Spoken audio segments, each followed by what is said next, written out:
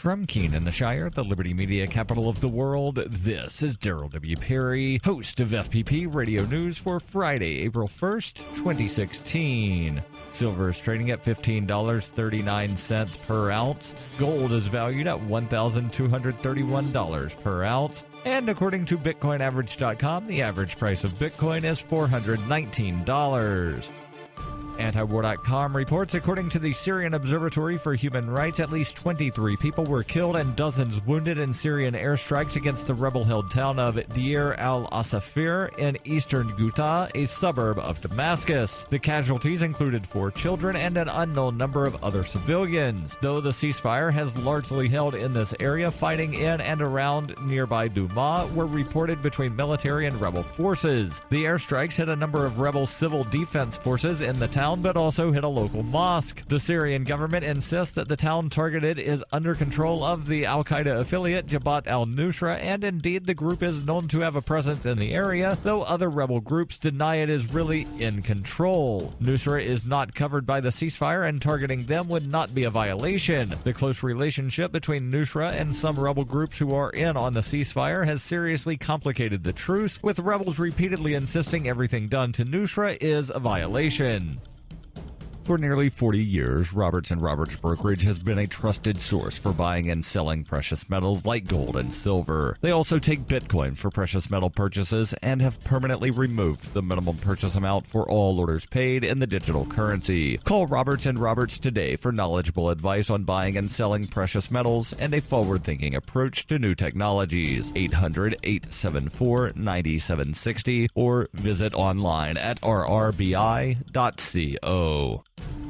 UPI reports the United States and United Kingdom will collaborate on an emergency preparedness exercise this year that will stage a mock cyber attack on a nuclear power plant in an effort to test infrastructure stability and readiness for such a strike, according to sources on Thursday. Government sources reportedly confirmed the forthcoming drill as British Prime Minister David Cameron prepared to travel to Washington, D.C. for the National Security Summit, which began on Thursday. It was not revealed, though, exactly when the drill will be performed, but the exercise's purpose is to test security preparedness and to assess the vulnerability of nuclear power plants to such an attack. One source said it gives us the ability to test these systems and make sure that we learn any lessons. The Guardian newspaper reported Thursday that the cyber attack will be similar, according to sources, to a hacking drill performed last year against major banking systems. Cameron is expected to announce the joint test after he arrives at the two-day summit, which concludes on Friday. President Barack Obama met with the Japanese Prime Minister and South Korean President on Thursday, the first day of the summit, to discuss nuclear security and potential threats posed by North Korea.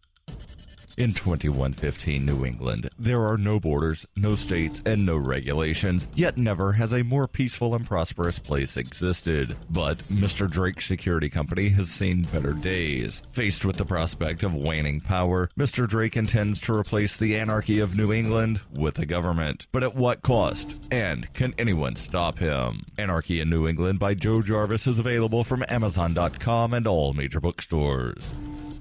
Reuters reports a federal judge on Thursday struck down Mississippi's ban on adoption by same-sex couples, saying it violated the Equal Protection Clause of the U.S. Constitution, according to court records. The decision by U.S. District Judge Daniel Jordan came in response to a lawsuit filed in August 2015 on behalf of 4 legally married same-sex couples, 2 of whom are already raising children, as well as the Campaign for Southern Equality and the Family Equality Council. The plaintiffs argued that the ban discriminated against legally married couples. The Mississippi ban on adoption by same-sex couples was the only one of its kind in the United States. Same-sex marriage was legalized in the state in 2014. The lawsuit came just weeks after the U.S. Supreme Court struck down same-sex marriage bans as unconstitutional across the country. Roberta Kaplan, lead attorney in the case, said in a statement on Thursday, 2 sets of our clients have waited many years, almost 9 and 16, to become legal parents to the children they have loved and cared for since birth. We hope that it should finally be clear that discrimination against gay people simply because they are gay violates the Constitution in all 50 states, including Mississippi. The Mississippi Department of Human Services, which was named in the lawsuit, cannot be immediately reached for comment. In his decision, Judge Jordan referred to the opinion by the U.S. Supreme Court that struck down the bans on same-sex marriage.